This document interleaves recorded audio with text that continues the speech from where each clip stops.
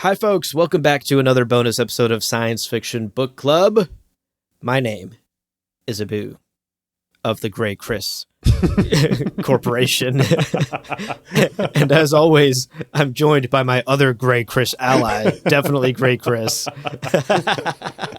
Opsa, I'm excited. Right. We are back to talk about Murderbot once again. Yeah. We've been doing this for the past couple of weeks as we cover season 1 episode by episode, and today is the penultimate episode of season 1, episode 9. Mm-hmm. This one's a fun one, an action-packed one. Oh, yeah. A very tense episode. Totally. So very quickly, folks, spoiler warning. We hope you've watched episode 9 before you listen to our conversation today. And because we have covered the first 2 novellas on the podcast already, those are fair game, and we may be talking about the books as well. With that out of the way, let's recap episode 9 very quickly, and then we'll chat about our feelings. So, in episode 9, the crew decides to head to the rendezvous point. We are going to meet with Grey Chris. Murderbot said it had a plan at the end of the last episode. Let's go through with its plan. Let's figure this out. Murderbot goes up to the Grey Chris crew and dramatically sort of reveals that it has a hacked governor module. Yeah. It's playing a bit of a gamble here with the Grey Chris crew, basically to buy time for the B team, Pinley and Garathan, to be able to launch a drone within range of the Grey Chris beacon and launch the beacon so that the corporation can come pick everyone up. Right. Despite Murderbot's excellent stalling and trying to buy time here, Grey Chris decides, all right, well, you need to come with us to the beacon, because Murderbot dramatically also reveals that, hey, my crew, my dumbass crew, who I'm trying to betray, quote unquote, they are going for your beacon, y'all. So, there you go. Now you can trust me, and you should do what I tell you to. Yeah.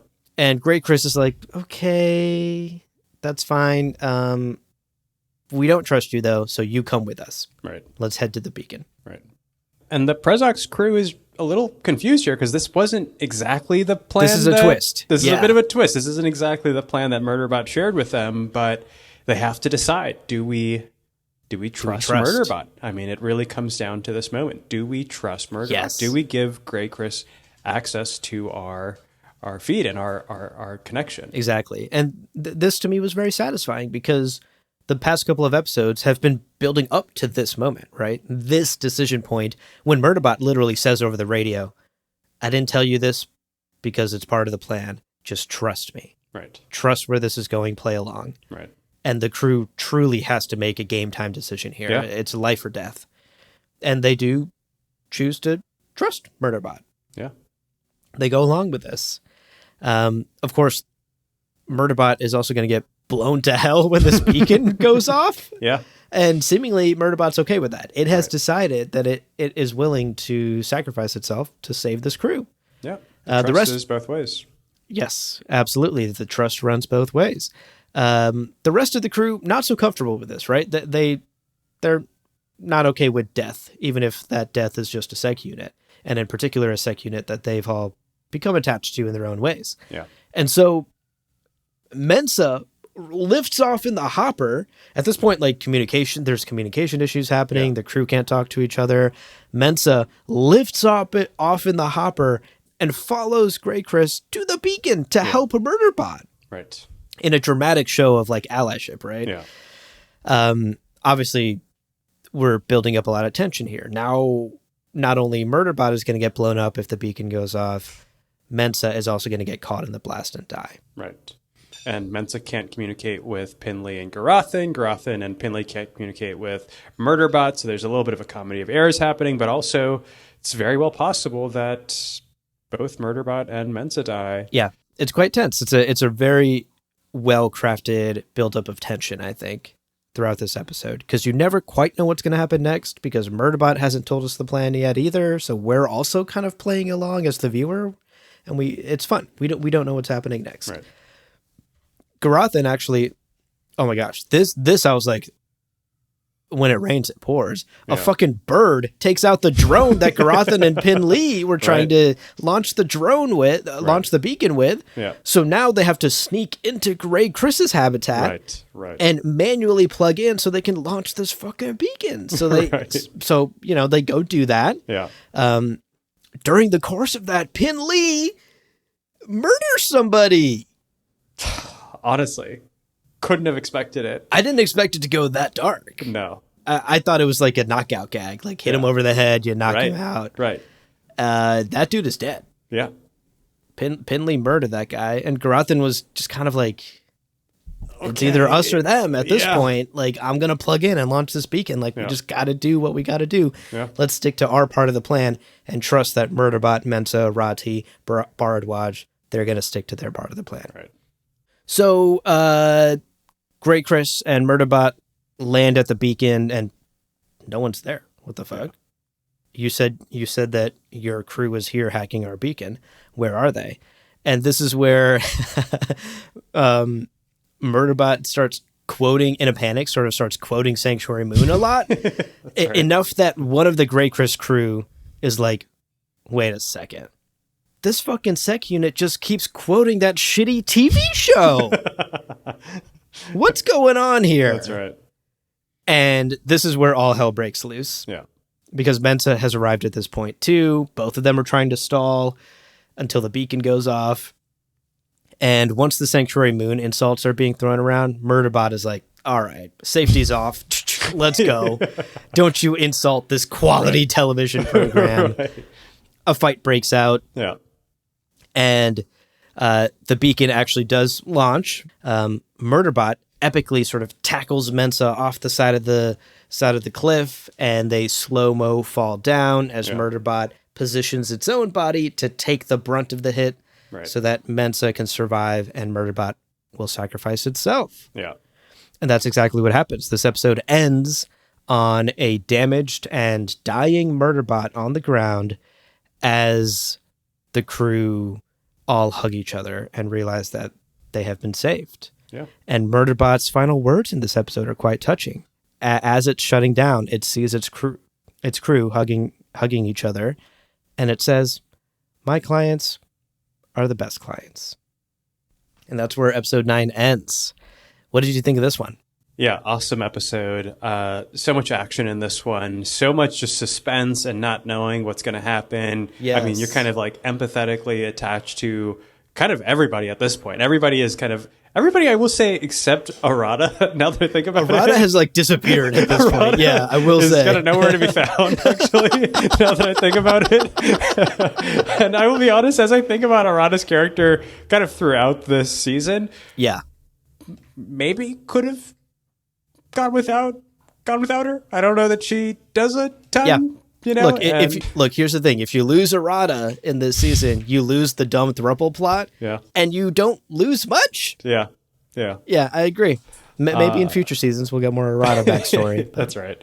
Yeah. So I will say, with the exception of Arata, we're kind of following each of these subplots and the characters fight for survival. And Pinley, murder somebody. Garothan is here, plugging into the Grey Chris system, and honestly, I thought it was fantastic. And we also got to see kind of Murderbot driving more of the humor this episode, which is kind of where the humor should lie. I mean, it's where it does in the books, and it's really Murderbot's kind of take and sardonic perspective on everything that is just so good about the novellas, and its fumbling attempts at making kind of small talk. Oh my god, that was such a good scene.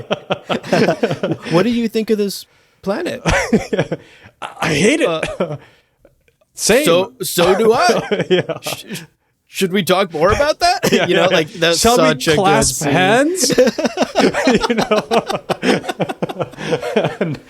I mean, I found it to be so good, and agreed. And honestly, just seeing Murderbot at the very end, they succeed. They set off the beacon, but not without casualties, and that's the kind of contrast and depth that we want to see in this show. Yes, so agreed. I thought it was honestly a very effective episode. Me too. I think we avoided saying this last episode because we didn't want to spoil for Yes. TV viewers, but Yeah. I think we can safely say like Murderbot was never going to betray the crew, obviously. Exactly. Yeah. In the book, though, during the whole Grey Chris meeting, you know that the whole time. Totally. So the tension just kind of lies in the book Yeah. with what's going to happen with the Grey Chris meeting. Right. Here, I liked that there was this extra layer of, Yes. oh my gosh, what's going to happen with Murderbot? Is Right. Murderbot about to betray us? Yeah. Willie. And is this Grey Chris meeting going to go sideways? Totally. So I liked that added depth, and I liked that this TV show held that information back enough to make that a part of the drama of this episode. I really appreciated that. Yeah. I also really agree with you that making Murderbot the source of the comedy really works. And again, we've been fans of Skarsgård's performance this entire season. Totally. And it definitely, I think he's at his best when he's doing the like awkward Murderbot bit. Yes. So I really agreed with that. There's a very quick throwaway moment early in the episode that I want to call out. I have it here in my notes, but early on at the start of the episode, Garathan is sort of being his grumpy self and being like, "Why are we going with the robots game plan?" Yeah. And Murderbot is like, "Bitch, do you have a game plan? Anyone else have a game plan? Because I'm the only one here with a game plan." Right. And Murderbot is able to hit Garathan with the, Garathan, it seems like you have an issue with eye contact. Because Garathan is kind of like, no, I don't have a game plan and can't look at him. Yeah, exactly. And I liked that reversal because obviously we saw Garathan say the same thing to Murderbot early in the season. Yeah. So I liked seeing Murderbot come into its own, be more comfortable with his crew, and be able to hit Garathan with a bit of eye contact, as revenge. Yeah, exactly. So I liked those small moments that I think have paid off. The show has earned these moments over the course of the season.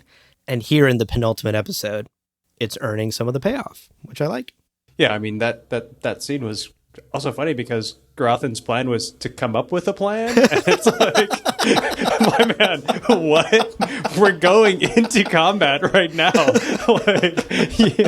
And Pinley also having a totally absurd plan as well. I think it was to fly the hopper into their habitat or something. It's like, I don't know what we're doing here, friends, but I don't think this is gonna work. I will say I was surprised with how quickly they kind of moved past Pinley's murder of the Grey Chris member. We didn't linger on that long. Given how much weight and kind of distress arose from Murderbot's defending of them by taking out Labibi, that's a who good point. was like actively threatening them, had already shot Garathan to the point where he was really quite seriously injured, and they basically like totally lost all trust and faith in Murderbot for at least a moment there. And meanwhile, Pinley kills somebody, moves on, and they're embracing, which I wonder if we'll see any kind of reckoning with in the last episode. But really kind of out of character for this Prezox crew. Yeah. And, maybe we could also read into that as this Prezox crew is starting to understand that some situations call for extreme actions. Right. When it is life and death, when it is, like Garathan says, it's either us or them at this point. Right. Sometimes you choose them. Right. And so, maybe there is a layer to it where we are seeing the Prezox crew become more comfortable with the hard choices that maybe their clearly sort of like siloed and privileged lives have allowed them to ignore up to this point. Right. And they have made, that might be giving it too much credit, but sure. But no, perhaps I mean, they have made, they've reckoned at least a little bit with the fact that, the scientific research they do isn't totally in a vacuum. Like they do these surveys on interstellar planets and they sell those, like that knowledge back to their corporation, like Corporation Rim. So it's like, you kind of do the dirty game of capitalism so that you can live in your leftist socialist bubble. Right. But you still, there's no avoiding playing the dirty game of capitalism. Your hands within will the get dirty. Corporation Rim. Totally. Yeah, totally. Well, a fun episode, and I cannot wait for the finale next week. I am genuinely looking forward to it, especially knowing where the book goes. Yeah. I'm fascinated to see what happens next. Because here's what I'll say. No spoilers, but here's what I'll say.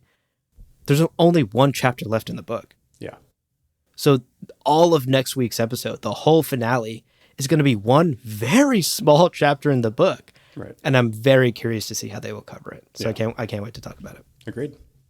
All right, folks, thanks for hanging out with us as always. Just one more week to go here. We will be back next Friday to talk about the season 1 finale of Murderbot. Thank you so much for joining us on this journey, and we hope to see you next week.